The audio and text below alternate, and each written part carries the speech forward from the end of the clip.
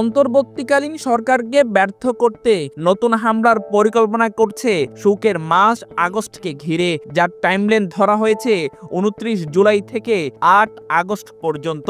দেশ বিদেশে নিষিদ্ধ দল আওয়ামী লীগের নেতাকর্মীরা ছদ্মবেশে তৎপর হয়েছে, গোপনে হামলা ও সহিংসতা করতে পারেন বলে আশঙ্কা করছেন আইন শৃঙ্খলা বাহিনী। এমন প্রেক্ষাপটে আইন শৃঙ্খলা বাহিনী কি পদক্ষেপ নেবে, প্রশ্ন উঠেছে নেটিজেনদের মনে।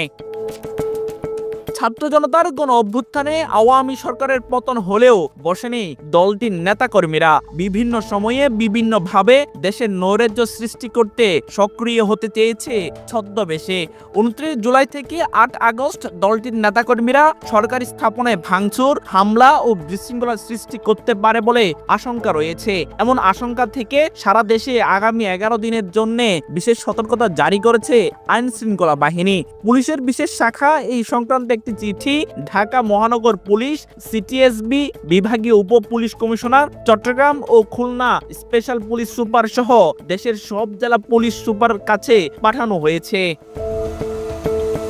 চিঠিতে উল্লেখ করা হয়েছে, ঐতিহাসিক জুলাই অভ্যুত্থানের বর্ষপূর্তি ঘিরে সরকার বিরোধী রাজনৈতিক দল ও ফ্যাসিবাদ বিরোধী সামাজিক সংগঠনগুলো ১ জুলাই থেকে বিভিন্ন কর্মসূচি পালন করছে। এই ধারাবাহিকতায় ২৯ জুলাই থেকে ৮ আগস্ট পর্যন্ত সময়কে বিশেষ গুরুত্বপূর্ণ হিসেবে চিহ্নিত করা হয়েছে। এ সময়ে বিতর্কিত ফ্যাসিবাদী শক্তিগুলো দেশব্যাপী অনলাইন ও অফলাইনে উস্কানিমূলক প্রচারণা চালিয়ে নৈরাজ্য সৃষ্টি করতে পারে। পাশাপাশি ফ্যাসিবাদ বিরোধী কর্মসূচিতে বাধা দিয়ে বা উস্কানি সৃষ্টি করে আইন শৃঙ্খলা পরিস্থিতির অবনতি ঘটানোর অপচেষ্টাও হতে পারে।